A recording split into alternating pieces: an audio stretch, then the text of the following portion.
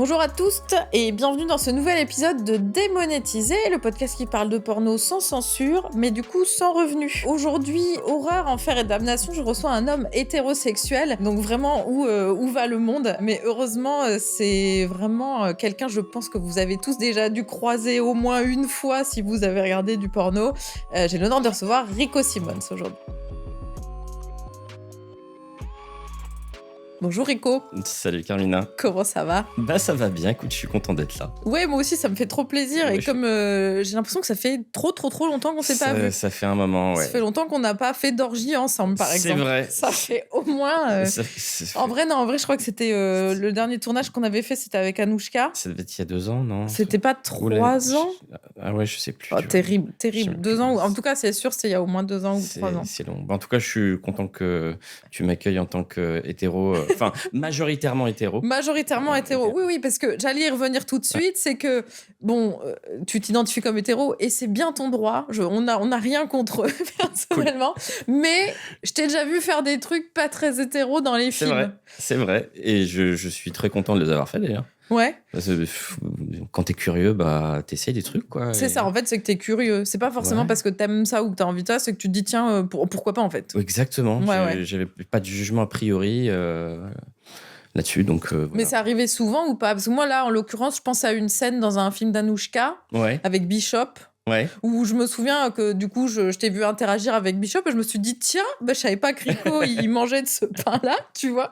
Et ça m'avait étonné, je me souviens. Ouais, je sais pas, c'est venu... Bon, après, Anouchka m'avait posé la question, avait demandé s'il y avait pas de souci et tout.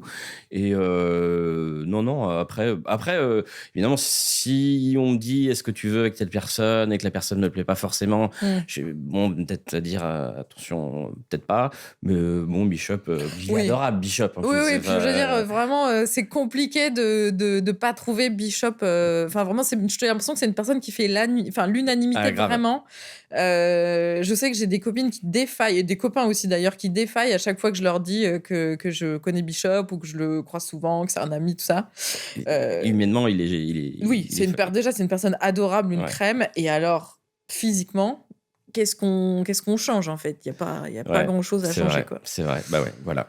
Ouais, voilà. Donc t'es hétérosexuel, sauf pour Bishop. Non, j'ai pas fait qu'avec Bishop, d'ailleurs. Hein. J'ai fait avec d'autres. Ça n'a pas été très souvent, mais ça a été de temps en temps. Okay. Comme ça, des fois, je sentais, on me disait, tu veux, voilà. Ok. Et oui, t'es pas... Non. Tu discrimines pas. Ah, complètement, pas du tout. Parfait. S'il y a bien un truc que je fais pas, c'est discriminer. Parfait. Parce que faut quand même remettre un peu en contexte. Donc, si jamais il y a des personnes qui te connaissent pas, déjà, d'une part, comment est-ce possible et donc, on va un peu leur dire. Parce que donc, sur ton Instagram, j'ai vu que tu avais mis comme bio fait plaisir aux grandes personnes depuis 2006. Ouais. C'est-à-dire que là, on arrive 20 ans. Ah, c'est la 20e année, là. Ouais. 20 ans de carrière dans le porno, donc. Ouais, 20 ans de carrière, que dire ? C'est fou, hein ? Ouais, je pourrais pas résumer ma carrière. Il s'est passé tellement de choses. Je suis passé par tellement de phases différentes. Ça serait... Faudrait que j'écrive un bouquin peut-être un jour. Mais carrément. Non, je sais pas, c'est très prétentieux. Oui, bien sûr, mais je pense qu'il y a un moment, il faut aussi un peu être prétentieux, en fait. Parce que moi, je vois... écoute, on est là pour... Je vais mettre des taquets, mais en disant pas des noms. Moi, je vois des gens écrire des livres. Ouais. Je me dis, Ouais. Pourquoi, en fait ? Enfin, tu vois, je me dis, qu'est-ce que t'as à raconter ? Tu vois, je vois des gens écrire des livres, je me dis, qu'est-ce que t'as à raconter pour écrire un livre, tu vois ? Alors que je pense que toi, t'en as des trucs à raconter. Alors, j'ai des choses à raconter, mais si j'écrivais un livre, il faudrait que je trouve un sens, peut-être une ligne directrice. Et si, peut-être que je pourrais parler de, je sais pas, peut-être d'un certain sens de l'éthique aussi que je peux avoir et qui m'a fait faire des choix, m'a fait travailler avec certaines personnes et arrêter de travailler avec d'autres et de dénoncer aussi parfois l'attitude de certains et peut-être que ça pourrait être ça la ligne directrice. L'éthique ? La morale, un peu. Ou Enfin, une forme d'éthique, ouais, une forme de pratique du porno juste, respectueux, enfin, beaucoup de choses. Moi, je suis très, je suis un universaliste, voilà. Ça serait un peu ça mon cheval de bataille, mais Bah, ok, donc tu dis que tu peux pas résumer tes du coup 19 ans et bientôt 20 de carrière, mais on va essayer un peu de parcourir tout ça. Déjà, est-ce que tu te souviens par exemple de ton tout premier tournage? Parce que je mets oui. celui-là, il marque. Oui, bien sûr, bien sûr. Alors, moi, j'ai commencé comme beaucoup, je sais pas en fait, mais j'ai commencé avec un tournage privé. Ok. Ouais, en fait, c'est peut-être pas si courant que ça en fait. C'est à l'époque, il n'y avait pas Facebook, il n'y avait pas de réseaux sociaux, il y avait même pas de smartphone. Ouais, Non, non, c'est vrai, 2006, c'est 2008, je crois, le premier iPhone. ouais, Non, de 2006, 2006. 2007, ouais, Oui, donc ça devait être dans 2006, ces... ouais, Oh, dans bah, ces eaux-là. Enfin, t'étais pas très loin alors, ça ouais, va. ouais, pas très loin. Et donc, t'avais des petites annonces en ligne. Et puis un jour, je tombe sur une annonce. Genre, je cherche un mec qui cherchait des acteurs pour faire des scènes. Je dis, tiens, why not? Je me dis, ça peut être marrant. Le hasard, en fait, en vrai. Ouais, alors je sais plus si j'avais cherché véritablement ça ou pas, mais en tout cas, je suis tombé dessus. J'ai répondu. Et puis, je me suis pointé. Et le mec était très étonné parce qu'il dit, mais putain, la plupart du temps, les mecs, ils viennent pas, quoi. Ils se débinent avant et tout. Je dis, bah bon, ok, maintenant je suis là. Et donc, il avait engagé une actrice de l'époque. On faisait ça dans un hôtel, enfin, vraiment le truc. Et puis, je fais ma petite affaire, et puis voilà. Et puis, ça s'est bien passé. Et elle était content. Et puis, alors à l'époque, il y avait un truc il n'y avait pas les réseaux sociaux, mais il y avait des forums. Ouais, les forums. Et voilà, il y avait C'était un autre Internet, ça. et il y a un forum, peut-être que ceux qui savent se souviendront, ça s'appelait la cochonne. Voilà, c'était le forum de la cochonne. Et ben, n'empêche qu'à l'époque, le forum de la cochonne, c'était la plaque tournante du porno français, quoi. Il y avait tout le monde, il y avait Dorcel dessus, il y avait, enfin, tous les acteurs, les actrices, la plupart, ils étaient dessus, les nouvelles prods, etc. Et j'avais posté quelques trucs dessus, et puis quelques images de tournage, trucs comme ça. Et ni une ni deux, il y a une prod qui me dit, ah, ça t'intéresserait de venir faire un tournage. Alors c'est là où on m'a proposé de faire mon premier Vrai tournage. vrai tournage. Parce Alors, que du coup, la vidéo dans l'hôtel, c'était pour le gars, pour son... ouais, c'est ça. C'était son kiff, quoi. C'était sa collègue privée. J'adore. Ouais. Je trouve ça génial. C'était marrant. Et donc, bah, du coup, cette prod, donc le principe, c'était quand même un amateur avec une actrice un peu pro. Et bah voilà, pareil, j'avais fait ma petite affaire, et puis bah ça s'était pas trop mal passé en fait. Et puis du coup, bah j'ai commencé à avoir des contacts comme ça, quoi, de fil en aiguille. Bah, on a commencé à me contacter, voilà. D'accord. Et donc ça, c'est en 2006. Ouais. Et du coup, bah, j'allais dire sans vouloir révéler ton âge, mais du coup, je vais carrément le révéler. Ouais, Du coup, t'avais 30 ans à peu près, c'est ça à C'est ça. l'époque? Ouais, C'est ouais. ça. T'as vu, j'ai fait mes recherches, hein. Je suis Waouh. professionnel du journalisme, Bravo. attention. Hein. Ouais, donc en fait, t'avais 30 ans. Donc au final, enfin, c'est à peu près à l'âge aussi où moi j'ai commencé. Et en fait, je trouve que c'est un âge qui est assez, entre guillemets, tardif pour arriver dans le milieu. Parce qu'en fait, souvent, surtout les femmes, hein, parce que Ouais. souvent les femmes, elles commencent vraiment plus jeunes parce que c'est un peu ce qu'on recherche, c'est des femmes jeunes. Mais du coup, 30 ans, t'es un adulte déjà, t'es posé. Donc c'est des décisions que tu prends pas trop à la légère en général. Enfin, quand t'as commencé ça, c'était pas la folie de la jeunesse ou de, tu vois. Ouais, alors peut-être que j'étais un ado attardé. Parce que bon, j'habitais encore chez mes parents hein, À 30 ans, mais je travaillais, je bossais, mais ouais, j'avoue que c'était une période où j'étais un peu quand même insouciant, et j'ai voulu essayer, quoi. Oui, Alors après, fun, quoi. l'idée était pas non plus enfin, l'idée c'était pas de faire carrière. J'avais pas idée de faire carrière là-dedans, quoi. C'était juste une expérience comme la plupart des gens rêveraient d'en faire, quoi. C'est un fantasme assez commun. Et le fait de passer, de franchir le Rubicon, comme on dit, je me suis rendu compte que il y avait un truc, quoi, qui prenait. que ça me plaisait.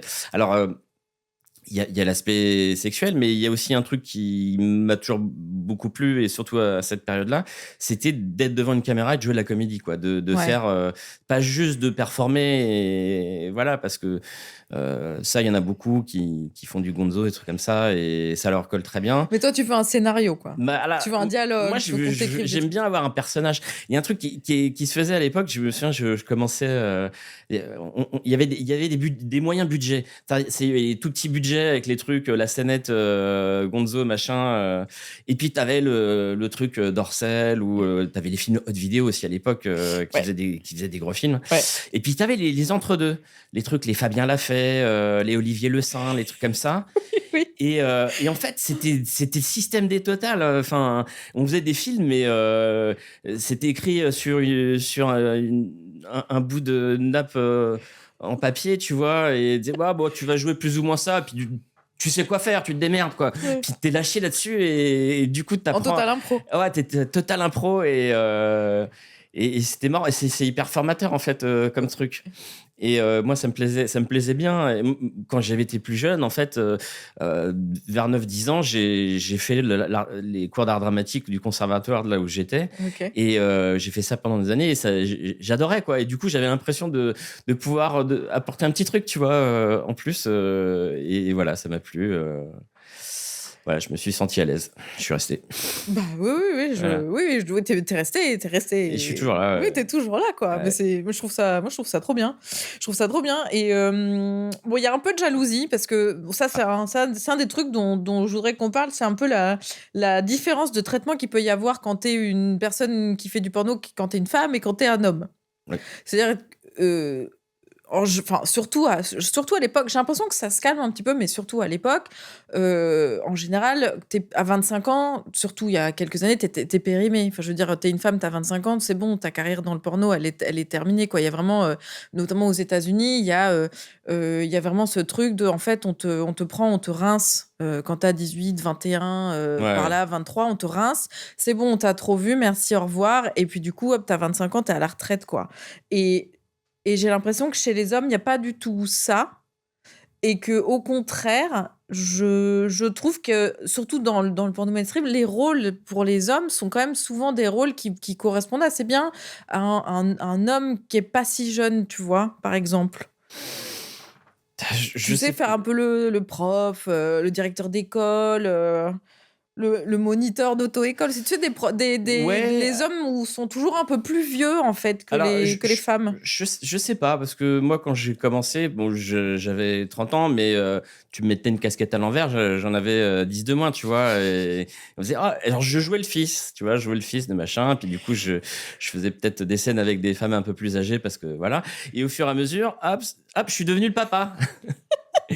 Absolument, ouais. Et du coup, il y a toujours des rôles pour moi à ce niveau-là. Après, c'est vrai que il y a un tamis, quoi. C'est-à-dire Ouais. que celles qui sont encore là, c'est celles qui ont vraiment résisté.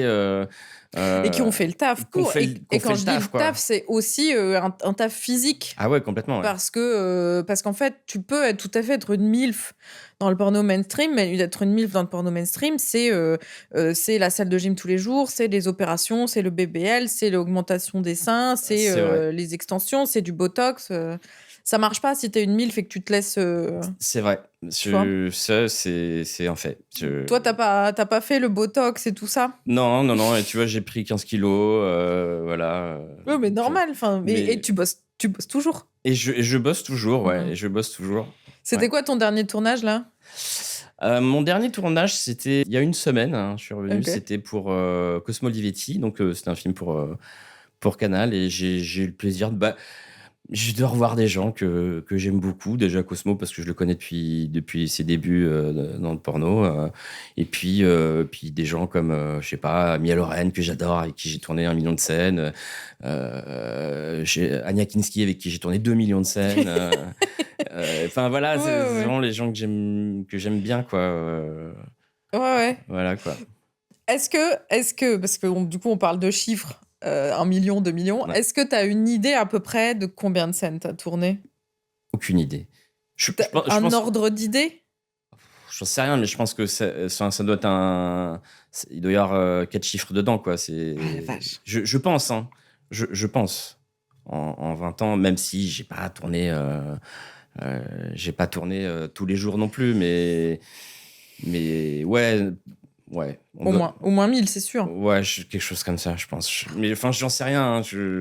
Ça se trouve, je suis complètement dans le fantasme absolu mais ouais, quand même, depuis 20 ans, ouais, j'en ai tourné beaucoup, quoi. Mais j'ai jamais. Je sais qu'il y en a certains, ils tiennent on citera pas de nom, mais ils ont le petit carnet où ils citent.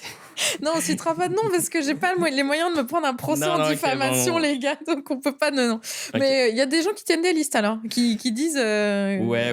C'est vrai? Ouais, il y en a qui. Trop bien. Moi, c'est facile parce que j'ai pas tourné. En fait, j'ai pas tourné beaucoup. J'ai l'impression. Ça, c'est terrible. C'est un truc qu'il va falloir que je me rattrape. C'est que j'ai l'impression de passer beaucoup plus de temps à parler de porno et à défendre le porno qu'à en faire. Mais c'est très bien. Enfin, Oui, c'est il en très faut, bien, mais en fait. Le côté fun, c'est pas d'aller au Sénat et tu vas te Non, mais faire je pense par les je pense sénatrices, tu vois. qu'il y a. J'ai perçu des gens qui s'exprimaient au nom du porno et qui avaient tourné 5 films.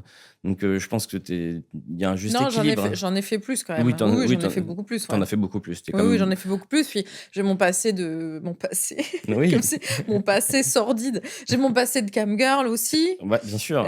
qui au final c'était des shows, plusieurs fois par semaine, quoi. Et puis, Ouais, alors que moi, puis les photos OnlyFans et tout. moi, je sais pas ce depuis que des c'est, années. tu vois, ça, Mmh. les webcams, tout ça, j'ai pas l'expérience de ça. Mmh. Mais non, t'es complètement légitime pour parler de ça. Ok, mais du coup, je vais quand même essayer de faire plus de scènes parce que bon, Allez. non, mais ça va. Enfin, je veux dire, en parler, c'est bien, mais bon. Ok, donc on est sur. Allez, on se dit qu'on est à 1000 scènes, quoi. Ouais, C'est incroyable. peut-être, ouais, s'il faut poser un chiffre, on va dire 1000. Ouais. Et donc, toujours dans ce truc de. Tu vois, la différence de traitement entre les hommes et les femmes. Donc, en fait, si t'étais une femme, t'as tourné 1000 scènes, t'es vraiment une énorme salope. Et toi, c'est pas l'image que t'as. Genre, par exemple, tu subis pas trop de harcèlement en ligne, j'imagine. Non, non, mais Tu te fais pas insulter c'est extrêmement rare. Ou alors, t'as quelques dévots, des fanatiques qui disent ah là, tu as péché, tu vas aller en enfer, un truc comme ça. C'est très drôle. Oh, ça. le classique. Moi. Voilà. Mais non, au contraire, c'est hyper bienveillant. Ouais. C'est hyper bienveillant. Et que ça soit homme ou femme. Hein, Ouais. ou... Oui, mais à l'inverse, moi, je subis beaucoup de harcèlement en ligne, du coup, en tant que femme Ouais. qui fait du porno. Et en fait, c'est aussi les deux. C'est aussi homme et femme. Hein. Ouais. Il n'y a pas de. Ouais. Que ce soit bienveillant ou négatif, c'est pas genré. Ah, j'ai complètement conscience qu'il y a un souci à ce niveau-là, qu'il y a un problème. Oui, mais tu vois, c'est cool d'en parler parce qu'au final, là, j'ai fait, je sais plus, là, on doit être à quelque chose comme 10 épisodes du podcast et donc j'ai eu quasiment que des femmes, quoi. Ouais. Et donc, c'est un peu aussi la première fois que j'ai l'occasion de pointer ça du doigt, de montrer à quel point. Toi, j'imagine que, en tout cas, je sais que j'ai vu parler pas mal d'acteurs, donc hommes cis hétérosexuels de leur carrière, et en face, on a une ribambelle de personnes qui sont plutôt admiratifs. C'est plutôt ah, dis donc, quel champion, Ah oui, t'es oui. trop fort, ah putain, incroyable, la chance et tout ça, quoi. Ah bah non, mais toi, c'est ce que t'as. c'est ce que j'ai, bien sûr, c'est ce que j'ai. Mais enfin, moi, ça me fait rien en fait. Enfin, le fait de dire ah c'était super chanceux, etc. Oui, je sais pas. Enfin, ça reste un boulot. Après. Ça reste un boulot. Enfin, Ouais. ils se rendent quand tu commences à discuter avec eux, ils disent ah ouais, mais je pourrais pas faire ça. Ah non, c'est trop compliqué. Tu vois, au bout d'un moment, ils prennent conscience quand tu leur expliques comment ça fonctionne que c'est forcément pas du tout comme ils peuvent se l'imaginer. Mais il faut que ça reste un fantasme aussi. Pour tout le monde, quoi. Mais moi, je suis toujours je suis effaré de voir les messages que peuvent recevoir les femmes, notamment. Enfin, c'est les actrices. C'est c'est quelque chose qui me révolte. Ouais, vraiment. Ouais. Non, mais vraiment. Oui, Voilà. Oui, c'est révoltant, c'est sûr, il n'y a pas de souci. Mais donc, du coup, tu disais que tu n'as pas l'expérience de la webcam, mais j'ai vu que tu avais quand même J'ai vu que tu traînes un peu tes guêtres sur OnlyFans. Ouais, alors, j'ai un tout petit OnlyFans avec 3 fans dessus. Je l'entretiens pas du tout. Je pense ça que t'intéresse pas? C'est vraiment enfin, c'est un autre boulot, quoi, faire de la création de contenu. Alors, en plus, ça peut paraître très contradictoire parce que j'ai aussi traîné mes guêtres derrière la caméra, en tant que caméraman, en tant que réalisateur, en tant que monteur. Et malgré ça, de faire du contenu, j'y arrive pas. Enfin, je sais pas, c'est hyper contraignant. Enfin, c'est pas quelque chose qui. J'ai l'impression que c'est pas mon boulot, quoi.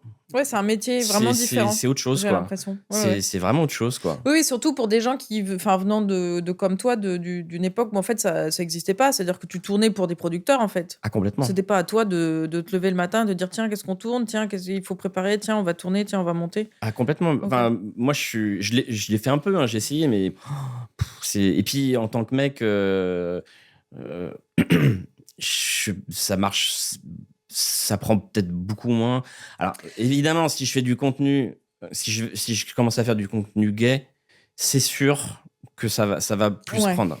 Ça, je Oui, le ou vois parce que alors, le peu de demandes que j'ai vis-à-vis de ces plateformes, c'est ce genre de contenu qu'on me demande, quoi. Voilà. Donc oui, si je m'y mettais, je ferais ça et voilà. Mais Parce que je sais qu'il y a un des trucs qui marche assez bien en général pour les performeurs hommes et surtout les performeurs qui ont vraiment une expérience du métier comme toi, c'est en fait de faire des collabs ouais, avec toutes les meufs, quoi. Du coup, tous les jours, tu as une c'est meuf ça, différente c'est ça. et du coup, là tu as moyen d'avoir Ouais, un mais following. Tu as la voilà, flemme. je suis complètement d'accord. Et c'est là où je me dis, mais c'est pas mon boulot, quoi. Moi, je veux Mmh. pas faire de l'abattage. Mmh. J'aime bien des trucs qui prennent un peu leur temps. Je- Mmh. voilà, faire juste du contenu comme ça, ad lib, c'est. De l'abattage. euh, Terrible. Non, Terrible, mais mais vrai. Non, non, c'est mais vrai que vrai, des vrai, fois, vrai. je me dis, mais comment c'est possible de faire autant de contenu, quoi. Enfin, moi, je peux pas. Moi, je suis quelqu'un, j'aime prendre mon temps sur les trucs. Et C'est plus le mood à l'heure actuelle. ouais, On a plus, ça devient un peu la course. Et je sais que j'ai beaucoup de collègues qui sont sur OnlyFans et qui commencent à dire non mais en fait c'est pas possible quoi. Toujours il faut toujours plus, c'est ça. il faut toujours en faire plus, il faut toujours se montrer plus, il faut toujours plus faire de TikTok et plus de machin. Et en fait il y a un moment où on est là mais en fait Moi, je peux pas. C'est pas mon non. truc. Non, mais Ça me puis c'est pas fatigue. ça pourquoi on a signé. Enfin, même Non. moi, ça fait pas aussi longtemps. Je sais pas, j'ai commencé il y a 10-12 ans. Et déjà, il y a 10-12 ans, c'était pas du tout le même rythme, c'était pas du tout la même chose. Il y Ouais. avait pas cette course à toujours faire du viral, du contenu, du machin. Et ouais, en fait, on n'a pas signé pour ça à la Non, non, base. c'est ça. En plus de faire le boulot de performeur, Faut enfin, faire- de comédien, Ouais. il faut assurer le service après-vente derrière, les réseaux sociaux, etc. Non, Oui, c'est une usine. C'est c'est une une usine. usine, ouais. Ouais, ouais, ouais. C'est hyper contraignant. Oui, oui, oui, complètement. Bon, du coup, je vais quand même un peu faire le fanboy parce que, enfin, moi, j'ai regardé beaucoup, beaucoup de porno dans ma vie. Enfin, je suis quelqu'un qui suis arrivé dans le milieu parce que j'adore ça, quoi. J'ai l'impression de le dire à tous les épisodes, donc je suis désolée pour les gens qui sont fidèles et qui écoutent tout, mais oui, j'adore le porno, c'est comme ça. Et j'aime beaucoup le porno mainstream aussi, donc autant te dire que je t'ai vu Ouais. à droite, à gauche, partout. Et du coup, moi, j'aime bien un peu savoir, tu vois, genre, par exemple, je me dis. Genre, ce serait qui pour toi, par exemple, la personne la plus célèbre avec qui t'as tourné, ou genre la meuf la plus en vue sur le moment, ou genre là où tu t'es dit, genre non, mais là, c'est vraiment une star, quoi. Bah, j'avais tourné avec Stoya. Ah. Ouais, je sais. Non, mais voilà, déjà, tu vois. Ah, putain. Et puis j'ai aussi. Alors, ça, c'était pour Ovidie, je me souviens. Putain, Stoya, quand même. Et j'avais tourné avec Adriana Chichik aussi. Ouais. Voilà, Fou. c'est star américaine. Ah ouais, mais là, moi, là, je fangirl de fou, quoi. Ouais, ouais. Non, ça, c'était. Non, mais après, en plus, elles ont. Ah, c'est deux profils différents, hein, Ah oui, complètement, oui, complètement. mais il y a ce côté très un peu extraverti, exubérant à l'américaine. Tu ressens pendant les scènes, quoi. Ça envoie du pâté, comme on dit, quoi. Trop bien. Ouais, c'était des bons souvenirs, ça. Ok. Et sur les figures françaises, un peu? Sur les figures C'est françaises. pas pour faire des jaloux et des jalouses, hein, on dit. Hein, c'est vraiment là pour le coup, c'est vraiment toi, ta propre expérience. Qu'est-ce que, ouais, tu vois, avec qui t'as trouvé ça un peu cool ou un peu. Moi, celle qui était qui est toujours ma pote, c'est Nikita Bellucci, quoi. Voilà, c'était. Ouais, voilà, quoi. J'ai toujours beaucoup aimé travailler avec elle. Enfin, elle a une personnalité. Il y en a qui peuvent l'aimer ou pas, mais c'est vrai elle a son style. Mais après, il y a des tas de filles. J'ai envie de dire, la plupart, surtout celles qui sont restées, Bah oui. je les adore, quoi, en fait, toutes, quoi. Oui, puis voilà, Nikita, c'est ça. Enfin, à mon sens, en fait, je trouve qu'on a perdu un peu le statut de porn star tel que ça pouvait être il y a quelques années. C'est-à-dire que maintenant, il y a un truc où en fait il y a tellement de monde, ça va tellement vite que t'as plus le temps en fait de t'installer en tant que, tu vois, en tant que star et tout ça. Et à mon sens, je pense que Nikita, ça fait partie en fait entre guillemets des dernières. Je dis des dernières parce que le statut change, tu vois, mais des dernières porn stars vraiment. Complètement. Moi, je vois pas d'autres profils vraiment porn star.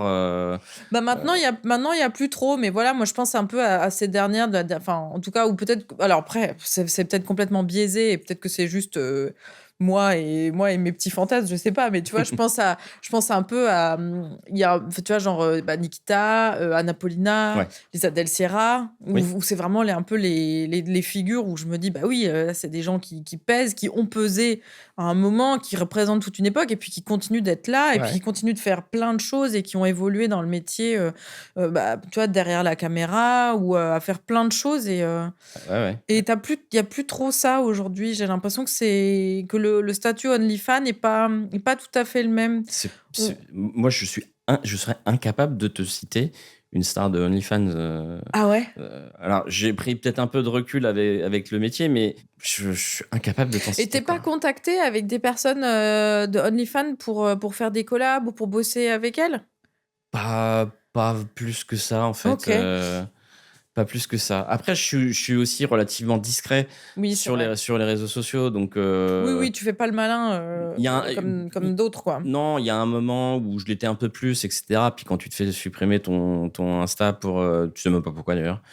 Tu dis, bon, allez, flemme. Et puis, du coup, les gens te voient moins. Du coup, ils savent pas forcément que tu existes. Ou ils savent même pas forcément que tu as un Insta. Tu vois, c'était quand ce week-end, enfin, vendredi, j'étais en dédicace pour une BD.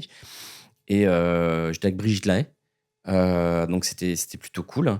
Et il y a des gars qui sont venus me voir après et tout me dire, ah ouais, mais c'est dommage, t'as plus de réseaux sociaux. Je dis, mais si. Ah ouais, mais tiens, j'avais pas vu. En fait, voilà, c'est juste, je suis discret et les gens savent pas forcément que je suis là, quoi. Putain, Brigitte Lahaie, je l'ai pas rencontrée encore, tu vois, pour le coup, parce que j'ai rencontré Marilyn Jess il y a pas longtemps, parce qu'on avait fait une rétrospective de ses films. C'était incroyable. Incroyable. Ouais, non, mais c'était incroyable, surtout de parler d'une époque qui est vraiment différente, surtout maintenant avec OnlyFans et tout, où t'avais, bah voilà, ça tournait les films sur pellicule, avec des bandes originales qui étaient composées exprès et enregistrées par des orchestres, enfin incroyable. Ouais. Une époque que j'aurais adoré connaître et qui aujourd'hui,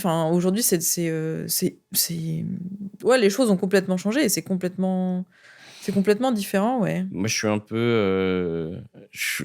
peu, allez, vite fait, un peu héritier de cette période-là parce que moi, étant plus jeune, j'étais très curieux. Je regardais ces films. Moi, c'était les films des années 80 que je regardais, quoi, au début des années 90.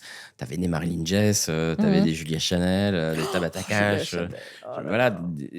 Tabata Cash. Les films. Et Olivia Del Rio. Voilà. Donc ça et Laure Sinclair là. Laure Sinclair, évidemment Laure Sinclair. Donc ça, c'était il y avait un truc, il y avait une atmosphère et du coup, enfin, ils essayaient quand même. C'était souvent des gens qui venaient du cinéma quand même, qui faisaient du porno. Bien sûr, ouais. Et il y avait une recherche quand même. Hein. Il y avait un minimum de scénario, il y avait un minimum de personnages, il y avait un contexte, etc. tout n'était pas bien parce que du coup Non. j'ai regardé pas mal de rétrospectives et pas mal de porno vintage. Il y a 2 ou 3 trucs où tu dis là non, Non, là mais bien non. sûr, bien sûr. Heureusement qu'il y a des choses qui ont évolué, tu vois, mais le Ah oui, côté oui.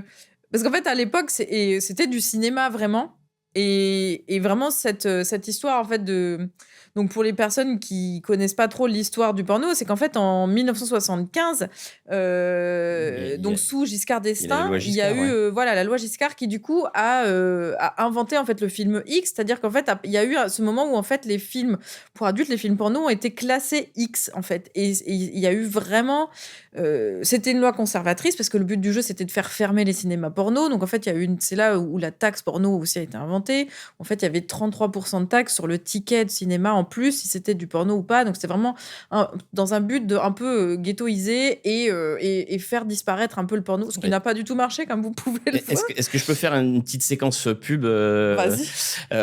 J'étais en dédicace donc pour une BD qui Mhm. s'appelle France Profonde, Ouais. qui était écrite par Chris Swan Dupont, qui est une actrice Ouais. et réalisatrice, et Elliot, qui est chez Albin Michel. Et c'est une BD qui parle exactement de ce moment-là. Donc, ceux qui veulent se faire une idée, Ah bah super. on est en plein dans le sujet, en fait, de ces gros succès, de ces gros films qui, d'un seul coup, se retrouvent ghettoisés. Oui. Quoi. Et où on a perdu du coup la possibilité de faire du vrai cinéma avec le porno, puisque du coup ça devenait trop compliqué de faire du cinéma porno. Donc voilà, c'est passé sur VHS et donc moins de budget. Puis après c'est passé encore moins de budget, encore moins de budget. Et là maintenant, où est l'argent? Ah Je ouais. vous le demande. Ah bah, est-ce qu'on va revenir au sujet clash? Où est l'argent?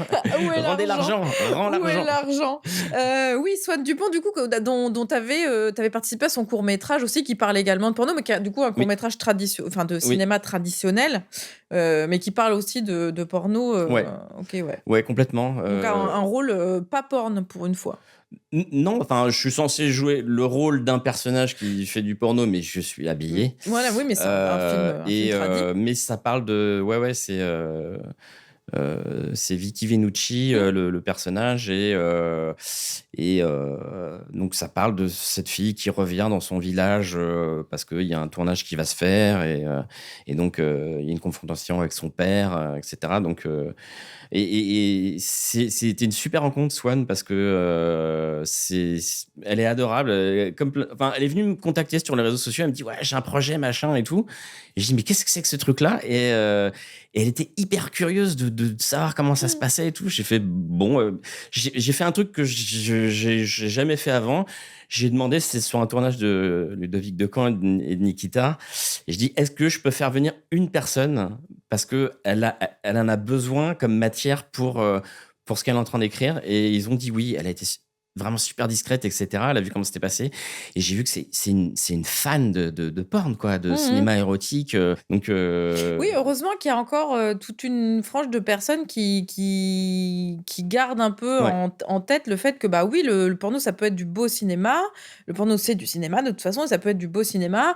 Et je pense aussi notamment, justement, aux personnes qui ont fait les ouvrages sur Brigitte Lahaie et Marilyn Jess, donc Pulse Édition, pour celles qui veulent aller voir. C'est vraiment des bouquins, des beaux livres, des livres d'art, en fait, tout simplement. C'est-à-dire qu'au lieu d'avoir, je sais pas, un Picasso, un livre sur Picasso, Ouais. prenez un livre sur Brigitte Lahaie, parce que c'est un pavé énorme avec des photos magnifiques, des extraits de vintage, d'archives, etc. Et c'est aussi un travail de conservation qui, j'estime, est méga important, parce qu'en fait, Bien sûr. le porno est tellement stigmatisé et ghettoisé et mal considéré qu'en fait, on oublie qu'il faut aussi le conserver et qu'en fait, ça fait partie de la culture, ça fait partie de l'art. Il y a les ouvrages de Christophe Beer aussi, Oui. les encyclopédies Tout à fait. du X qui Oui. documentent vachement bien tous les réalisateurs, les acteurs de l'époque, etc. Quoi. Oui. On en fait deux belles là d'encyclopédie du X là tous les deux. J'ai l'impression un petit peu, ouais. Ouais, mais vraiment ça me passionne donc oui, non, je suis contente qu'on Mais moi, parle je suis de toujours ça. passionné aussi par ça. Hein. Quand je suis rentré, j'avais déjà une petite culture porn et je l'ai vécu comme une passion, quoi. Après, j'ai l'impression de participer et d'être dans la continuité de ce qu'avaient fait mes prédécesseurs, voilà, quoi. Ouais, mais Ouais. trop bien en vrai, trop bien. Mm. Et je sais que je t'avais vu aussi. Ça se trouve, non, je crois pas que je dis des bêtises. Non, je crois pas que je dis des bêtises. Mais je t'avais vu aussi tourner dans une de mes franchises préf. Ouais. C'était, tu sais, les films, les Russian Institute, où c'est soi-disant un pensionnat en Russie pour jeunes étudiantes qui sont bien, tu sais, en petite Yes. jupette écossaise et tout ça. Ouais. Et j'ai vu que tu étais dedans. Ouais. Et vraiment, moi, je sais que quand ceux-là, ils sont sortis, mais le nombre de fois que je les ai matés, ceux-là, vraiment, je sais pas pourquoi, ceux-là, Ouais, ils bah me... ça c'est une série de chez Dorsel. Ouais. C'est une série de chez Dorsel.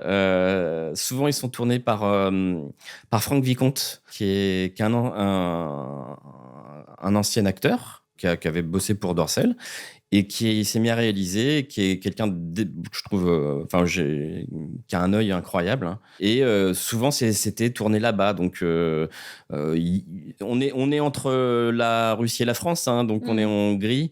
Et il y a pas mal d'actrices qui sont véritablement des actrices qui viennent de Russie, de Biélorussie, etc. Et ouais, c'est assez fun. Mais moi, pour le coup, c'est pareil. J'étais hyper content d'être dans ces trucs. Je trouvais ça hyper fantasmatique et c'était vraiment mon kiff, quoi. Ah ouais, moi, c'est vraiment ça résume vraiment bien ce que j'aime dans le porno, c'est-à-dire des trucs complètement invraisemblables sur fond de oui, oui, il y a des pensionnats. Bon, bah, il se passe des trucs bizarres dans le pensionnat. Bon, ok, donc des choses qui sont vraiment pas réalistes et tout ça, mais qui. Ouais, je sais pas, c'est vraiment. Je sais que dans le porno, en tout cas mainstream, c'est vraiment ça qui m'attire un peu, quoi, les trucs un peu foufou comme ça. Ouais, bah, Mais du coup, je suis jalouse parce que voilà, toi, Ah. t'étais dans un Russian Institute. Je vais essayer de me faire embaucher. Le problème, c'est que maintenant, Je sais pas si ils en font encore, le hein. problème, c'est ce qu'on disait, c'est par rapport à l'âge tout à l'heure, c'est que du coup, à mon âge, c'est mort pour la jupette, pour la petite cravate et pour la Ah, jupette, mais il tu faut vois. bien jouer la directrice, hein. Et voilà. Allez, bah du coup, tant pis. Bah, je ferai la directrice au lieu de faire l'écolière. Donc du coup, ouais, on disait où est l'argent. Toi, tu as commencé du coup en 2006, c'est-à-dire, si je ne m'abuse, l'année où a été créé YouPorn. YouPorn, ouais. C'est ça, parce qu'on et je sais que j'ai vu quand même sur les réseaux sociaux que toi, les tubes, c'est pas, tu les aimes pas trop. Bah, les tubes, c'est historique, hein. C'est-à-dire que c'est le système qui a un peu vampirisé un système qui existait. Alors peut-être que c'est un système qui aurait dû se remettre en question aussi. C'est-à-dire le système très traditionnel de la maison de production, elle produit ses films, elle les diffuse sur DVD ou si elle a la page, elle a son site internet et elle vend ses abonnements, etc. Et ce qui s'est passé, c'est que ces tubes, donc bah oui, c'est ce qu'a fait YouPorn, Pornhub après, c'est qu'ils ont vampirisé un peu tout le contenu qu'ils trouvaient. Donc il y a le fameux DMCA qui les autorise, après que une vidéo ait été dénoncée par les ayants droit, à 48 heures pour le retirer. Mais quand tu inondes ton truc de millions et de millions de vidéos, c'est quasi impossible, en fait, c'était devenu impossible pour les maisons de production de dénoncer ça. Et ils ont joué là-dessus. Ils se sont fait énormément d'argent avec le trafic et ils ont racheté ces maisons de production qu'ils avaient vampirisées. Je me souviens, hein, parce qu'à l'époque, on savait pas trop ce que ça allait donner. Il y avait des maisons de production qui portaient plainte. Il y avait des Avec suites raison, hein, légales, bien sûr, hein. voilà, avec raison. Et au final, ils ont été ravagés, ils ont été exterminés, ils ont été rachetés tous maintenant par quelques monopoles. Alors MindGeek, je sais pas si ça s'appelle encore Non, MindGeek. c'est Ailo maintenant. Voilà, qui c'est s'appelle. ça. Il me semblait bien qu'ils avaient changé de nom, les X-Videos, etc. Donc ça s'est polarisé sur quelques grosses holdings et voilà. Mais ça a été fait de façon très sale, je trouve. Oui, absolument. Donc, je remets un petit peu en contexte pour les gens innocents qui ne vont pas sur Internet et qui ne connaissent pas le porno. Donc, ce qu'on appelle les tubes, donc comme on l'expliquait, c'est les gros sites où en fait vous retrouvez plein de vidéos comme aujourd'hui, bah, les classiques Pornhub, YouPorn, RedTube, Xvideo, XNXX, etc. pour citer tout cela. Comme YouTube en fait, mais pour le porno, tout simplement. Et donc, la loi dont tu parlais, donc le DMCA, c'est le Digital Millennial Copyright Act. C'est une loi, effectivement, qui impose, quand on signale un contenu illégal, qu'il soit retiré dans les 48 heures. Mais comme tu le disais, moi, je sais que je l'ai vécu avec les vidéos, notamment de mes shows webcam. Tu fais le supprimer une fois, le lendemain, il y est 10 fois. Voilà. Ça. Sauf que, heureusement, ça s'est un petit peu, on va dire, nettoyé, parce que, évidemment, les gens ont commencé à vraiment râler, etc. Et moi, je sais que je suis pas forcément anti-tube, mais je pense que c'est générationnel. Même si, tu vois, moi, j'ai commencé à regarder du porno. Alors, attends que je dise pas de bêtises, ça devait être vraiment genre en 2000-ish, 2001, 2002, par là, quoi. Bizarrement, quand j'ai eu 18 ans. Donc, tu vois, j'ai pas regardé de porno trop jeune. Il y avait pas Internet avant, donc on pouvait pas de toute façon. Donc, j'ai pas regardé de porno trop jeune où je devais avoir 17 ans ou quelque chose comme ça. Donc, j'ai connu l'Internet, le début d'Internet. J'ai connu le porno pré-Internet, mais j'ai jamais été foncièrement anti-tube. Et je sais que, par exemple, le programme de Pornhub, la manière dont ils ont un peu réinventé le truc en permettant aux gens d'uploader leurs propres vidéos et d'avoir leur chaîne à la manière des youtubeurs, en fait, tout simplement. Ça, c'est quelque chose que je trouve au contraire assez bien et qui a, à mon sens, donné des choses assez cool. Il y a toute une époque, en fait, où vraiment le modèle Pornhub, je sais plus comment c'est, le model programme payment, je sais pas quoi, modèle payment programme, où en fait, voilà, en gros, on pouvait créer sa chaîne Pornhub, ce qui est maintenant, ce que beaucoup de gens font maintenant, mais quand ça est arrivé, j'ai trouvé ça un peu cool parce qu'il y avait, il y a plein de choses super qui ont découlé de ça, quoi. Le fait que chacun pouvait faire ses films parce qu'avant OnlyFans, avant l'arrivée d'OnlyFans, oui. etc. Et puis les tendances qui se créaient, de voir les gens qui ont inventé le vlog porno, c'est-à-dire où voilà, ils partaient en voyage, en vacances, ils filmaient leurs vacances comme les influenceurs, mais pouf, il y avait la petite scène de sexe après. C'est vraiment sympa, chouette, tout ça. mais c'est quand même au détriment du modèle qui existait. Bien sûr. Et qui permettait de faire un porno qui était qui pouvait être vraiment différent, qui était différent parce qu'il a beaucoup changé. Et ça rend pas mal obsolète maintenant, par exemple, le fait de faire des films porno, pour la plupart des jeunes, c'est alors toi tu es des défenseuses du porno, mais c'est tout ce porno-là, il est quasiment plus possible. En France, s'il n'y avait pas Canal+, pour financer et faire quelques films de temps en temps... Il n'y aurait plus de long métrage. Il n'y aurait plus de long métrage. Alors peut-être que les choses continueraient et que tout le monde s'en foutrait, mais ce serait vraiment super dommage, je trouve. Ce serait très dommage. Ce serait très, très dommage. Parce que si on prend par exemple quelqu'un comme Erika Lust qui ont les moyens et tout ça, en fait, et qui produisent et qui diffusent eux-mêmes, je crois qu'ils ont fait un long métrage ou deux, peut-être un aux États-Unis et un en Europe. J'en parle, celui qui s'appelle The Wedding, là, c'est sur un mariage, donc l'histoire se passe pendant un mariage, mais c'est effectivement un long métrage. Mais en fait, il y en a. Qui fait encore, à part Canal+, parce que Anouchka fait ses longs métrages aussi parce que ils sont financés par Canal+, mais qui peut faire des longs métrages encore plus personne, donc c'est trop compliqué en fait. Et effectivement, c'est dommage. Je suis d'accord que c'est dommage parce que bien sûr qu'il faut critiquer les tubes, parce que en fait, ce qui est terrible, c'est qu'ils se sont créés exactement de la même manière que YouTube, parce que ce qu'on a du mal aussi ce dont on a du mal à se rappeler aussi, c'est que YouTube à l'époque, à la base, tout au début, c'était aussi que du piratage, que du contenu piraté. C'était machin qui uploadait tous les clips de musique préférés de son artiste préféré. C'était, évidemment, il y avait aussi 2 ou 3 vidéos perso, mais c'était, tiens, le dernier Matrix est sorti, je vous le mets sur YouTube en gratos. Au début, YouTube, c'était pareil. Sauf que les gens ont été beaucoup plus vénères de voir du contenu tradi piraté que du porno. Et donc, en fait, le porno, ça a continué et c'est resté. Or, maintenant, sur YouTube, tu peux pas mettre de trucs... tu te fais flaguer direct, même si juste tu mets un extrait de musique dans ta vidéo YouTube, tu te fais flaguer direct. Ça fait un moment, d'ailleurs, qu'il y a des algorithmes qui... Bien sûr. Qui alors que pour le porno, non, les gens, ils ont dit oui, le porno se fait pirater, c'est moche. Voilà. C'est ça, c'est c'est resté, quoi. Cette écart de traitement entre c'est traditionnel, c'est grave quand même. Les gens qui font, je sais pas, du contenu YouTube, du documentaire, c'est les pauvres. Mais par contre, tu sais, du porno, comme tu dis, c'est générationnel.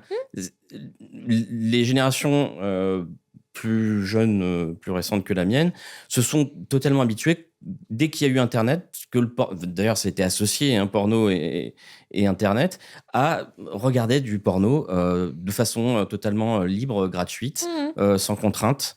Mais ça a eu un coût parce que... Ah oui? Ça a eu un coût énorme. Parce que les gens qui faisaient le métier que moi je considère faire, ça s'est plus ou moins ça s'est tari et maintenant c'est des créateurs de contenu, quoi. Alors bon, c'est une question de choix. On a le porno qu'on mérite aussi. Oui. Je trouve ça juste dommage. Voilà, je trouve ça juste dommage. Oui, c'est dommage parce qu'effectivement, ça permet beaucoup moins le temps de se poser pour faire des créations, quoi. Je sais que moi, je le vois beaucoup quand je travaille sur Carreros Film. Il y a des films où je mets de l'intention. Et il y a des films où je me dis, ça, c'est parce qu'il faut qu'il y ait des abonnés, il faut qu'il y ait des sous qui arrivent. Et les films où je mets de l'intention, ils vont me coûter plus cher, ils vont peut-être rapporter moins, ils vont peut-être même être moins regardés parce que j'ai les statistiques. Donc, je vois bien un peu ce qui marche et ce qui marche Moi, je suis pas étonné.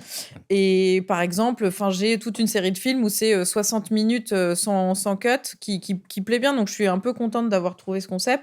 Donc, c'est 60 minutes sans montage en plan séquence. On en avait déjà parlé, ouais. Et ce qui est vraiment très, très cool. Sauf que du coup, en fait, il y a entre guillemets que ça. Je vois les statistiques, les gens regardent que ça parce qu'en fait, pour le coup, c'est du sexe. Et c'est souvent moi avec un performeur, en tout cas, qui présente comme masculin ou qui est un homme cis. Donc du coup ça marche. Mais après si j'essaie de faire un truc un peu plus poétique, un peu plus artistique, un peu plus élaboré, avec des personnes non binaires, avec peut-être des hommes qui sont maquillés ou des femmes, là c'est pas. Non, ça voilà. va pas. Donc il y a vraiment une réalité de qu'est-ce qui vend pas, où est-ce qu'on peut mettre des sous, où est-ce qu'on peut pas mettre de sous, et du coup c'est un peu c'est un peu triste. Au final, maintenant, aujourd'hui, il n'y a plus que Dorsel qui, une fois par an, nous fait le gros film, et puis Canal+ qui nous fait le premier samedi du mois. Ouais. Et Dorsel, ils ont quand même leur créneau quand même. Ils continuent malgré tout à faire. Ils continuent à faire ces films-là. Ils continuent à en faire. Bon, je sais pas trop. Je suis blacklisté chez eux depuis quelques années, donc je ne sais plus trop. Je ne sais pas pourquoi d'ailleurs. Si vous nous écoutez chez Dorsel, n'hésitez pas à nous dire pourquoi en commentaire. Voilà, merci. Et ils continuent à faire un peu ces formats quand même de films. Je le sais, j'entends. Ils continuent à en tourner en Hongrie, en Angleterre, etc. Donc il y a quand même encore un public pour ça, quoi. Mais les gens, quand on parle de regarder un film porno, et en plus d'aller le voir en salle, comme c'était le cas pour Anouchka, mais quand on parlait des années 70, des films comme Exhibition, c'était des plus de 3 millions de spectateurs qui allaient dans le cinéma. Les Champs-Élysées étaient... avant la loi de 75, c'était des films porno, et les gens allaient voir des films porno au cinéma. Oui, ou même on va voir le dernier Mission Impossible, quoi. Parce que Emmanuel, il est hyper explicite comme film en vérité. Il est assez explicite. Pas autant que les pornos de l'époque, mais moi je me souviens très bien que oui, il y avait vraiment un public pour ça, quoi. C'était et ça s'est complètement perdu. Ouais. Après, moi, je sais que j'ai l'habitude de voir des films au cinéma parce que je fais les festivals, et les festivals de films porno, c'est aussi pour ça que j'adore y aller, c'est que c'est encore un endroit où on peut regarder le porno dans une salle de cinéma, alors que à la base, c'est un objet qui est fait pour. Et moi, je sais que dans ma manière de faire mon porno, je réfléchis aussi tout le temps à ça. C'est que je me dis, tiens, comment ça va être aussi, parce que je pense pas que à la personne qui est derrière son ordi ou maintenant le smartphone, parce que c'est aussi ça la tristesse, c'est que des fois on se fait chier à faire des trucs, des plans, des trucs beaux et tout pour qu'au final ça soit regardé sur un écran qui fait cette taille-là. Donc du coup, je pense aussi à la personne qui va se branler derrière son téléphone, ou pourquoi pas son PC, son Mac, tout ça. Mais je pense aussi des fois à certains films où je me dis mais est-ce que celui-là, par exemple, genre est-ce que sur grand écran ça va rendre quoi, parce que j'ai un peu envie de ce truc. Et franchement, j'avoue, en tant que réalisatrice ou même en tant que performeuse, quand j'ai pu voir les films, notamment d'Anouchka au cinéma, ça fait quand même quelque chose qui est pas pareil, quoi. Ah non. c'est pas pareil. Enfin, moi, je sais que d'avoir vu mes films sur grand écran, il y a un peu déjà la panique de se dire genre, ah putain, la panique de voir son film sur écran. En plus, à Berlin, ils ont un des écrans qui est immense et où j'ai vu de mes films Il y a dessus. la petite gênance Oui, oui, des oui, gens. oui. Qu'est-ce qui... Et c'est impressionnant. Ouais. C'est vraiment un autre, complètement un autre truc, quoi. Mais c'est beau, c'est chouette. Moi, j'ai une vision hyper cinématographique. Je suis un fan de ciné, hein, donc j'ai toujours cette vision-là du film porno. Après, j'ai fait beaucoup de gonzo aussi, et c'est très bien aussi. Et ça dépend des humeurs, tu vois. Mais c'est dommage que ça se perde, enfin, en tout cas, que ça devienne vraiment très, très marginal, quoi. Il y a un truc qui m'étonne au final, c'est, tu vois, c'est ce qu'on disait tout à l'heure, c'est que du coup, t'es pas tout le temps contacté pour faire du OnlyFans. Bah oui, parce que comme je disais, je suis pas très actif sur les réseaux, Ouais. du coup. Parce que c'est rare les beats. Bah, les beats qui. Les beats qui sont fiables. Ouais, les beats et qui sont fiables, C'est ouais. ça en fait. Ouais. Parce qu'il y a un peu, il y a ce truc de, est-ce que comme tu disais, est-ce que la personne va se pointer ou pas, est-ce qu'elle va être fiable ou pas, est-ce que ça va être une personne qui va être respectueuse ou pas. Et je sais que moi, il y a plein de choses que j'aimerais faire sur OnlyFans et en fait, c'est pas possible parce qu'il y a pas de beat en fait. Ouais, je pense que si je prenais les devants et que j'allais contacter les, je sais pas, les créatrices, créateurs de contenu, peut-être que oui, mais voilà, après c'est beaucoup d'énergie et Oui, c'est énormément de taf. Ouais. Et est-ce que, parce que du coup, je disais un peu exprès le mot beat, est-ce que tu t'es senti objectifié parce qu'il y a un peu un truc où on se disait que en fait, les femmes dans le porno sont objectifiées d'une certaine manière et les hommes aussi, mais d'une autre manière, dans le sens où toi, tu viens parce que t'as un pénis, quoi. Donc, toi, t'es là pour faire le pénis. Mais moi, être réifié, ça n'a jamais été un truc qui m'a... Ça te dérange pas? Non. Il y a des films où clairement, oui, c'est... Vraiment, tu sais très bien, genre, dans la scène... il y a des films, c'est littéralement faut pas qu'on voit ton visage parce que des fois tu fais plusieurs rôles, comme tu dis, il y a pas beaucoup de bits, donc on va te mettre sur une autre scène où t'es pas censé être là, mais bon, on espère que les spectateurs, spectatrices vont pas reconnaître ta bite, même s'il y a des gens qui me reconnaissent avec ma bite. Mais bien sûr, je pense totalement qu'on peut reconnaître, bien sûr. Voilà. Et du coup, tu n'es qu'une bite, mais c'est pas grave. Oui, t'es là pour ça. Toi, t'as signé pour ça. Ouais, ça me pose pas de soucis du tout. Ok. Voilà. Terrible, 20 ans, putain, 20 ans, c'est vraiment trop bien. Je trouve ça super.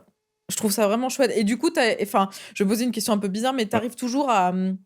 est-ce que t'arrives à performer autant que quand t'avais 30 ans ? C'est clairement plus difficile. C'est toujours le cas, mais c'est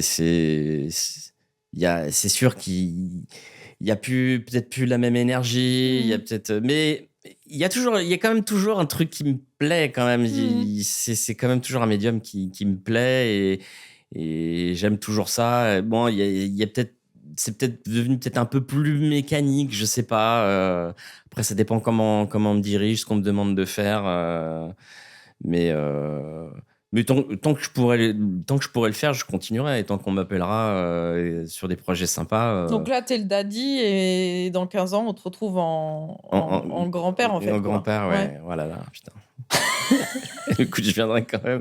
C'est un truc qui marche en plus. Ça marche très très bien. Les jeunes et les. Ça marche très très bien. Il y a beaucoup de studios qui font des trucs où c'est vraiment des meufs qui ont 18-20 ans avec des gars qui ont au moins 50 ans, voire 55, 60, etc. Ça marche très très bien. Les différences d'âge, ça marche beaucoup. Et les MILF aussi, tout ce qui est les stepmoms, les stepsons, on connaît, quoi. C'est des trucs qui avec. T'es OK de faire ça, toi ? Alors j'ai aucun souci, j'ai aucun jugement de valeur vis-à-vis de ça. Si on cherche un daddy, on sait qui. Vous cherchez un daddy, il n'y a pas de problème, je suis là. Je suis dégoûtée parce que j'aimerais parler avec toi encore pendant des heures et des heures, donc je pense qu'il faudra qu'on le refasse. Ah bah avec plaisir. Parce qu'il y a encore plein de choses dont j'aimerais parler, tu vois, parce qu'on parlait des performances et j'aurais bien aimé un peu rentrer plus dans le vif du sujet, tu vois, parler sur les clichés, parce qu'on dit toujours... tous les clichés qu'on entend sur le porno, quoi. Puis aussi expliquer aux gens que, en fait, oui, être acteur porno, c'est pas juste t'arrives parce qu'il faut y arriver, quoi. Il faut pouvoir bander quand il y a 15 personnes autour et qui. Voire plus des fois. Et que t'as la pression et. Ah bon, il nous faut les Jacques maintenant. Ouais. Tu connais, hein? Ah là là. Voilà, la pression. Eh ben écoutez, la prochaine fois, on se fera 1 heure où on parlera uniquement de ça, uniquement des Jacques. Ok, top. On fera ça. Je te remercie beaucoup d'avoir plaisir. accepté mon invitation. Merci beaucoup d'être venu. Et donc, du coup, tu as un Instagram malgré ce que les gens disent. Absolument. Donc, on peut te retrouver sur Instagram et Ouais. t'envoyer des petits mots doux. Ouais, alors c'est Rico_Simons, je crois. Ok. Il y a peut-être un X à la fin, mais je suis pas sûr, tu vois, je sais même plus. Mais je crois que c'est Rico_Simons, voilà. Ok. Bon, bah écoutez, on te cherchera sur Instagram. Voilà, Merci beaucoup d'avoir été avec nous. mais avec grand plaisir. Et puis à la prochaine, j'espère. À bientôt. Merci beaucoup à tous d'avoir suivi cet épisode de Démonétiser. Et n'oubliez pas que, en fait, sans votre soutien, on ne peut pas produire parce qu'on n'a pas le droit à la YouTube monnaie, ni à la TikTok monnaie, ni à aucune monnaie. Donc, on compte sur vous sur patreon.com/démonétiser ou un petit don ponctuel sur TikTok si vous voulez nous laisser un tip pour qu'on se paye du café. Merci beaucoup et à très vite. À bientôt, Rico. Salut.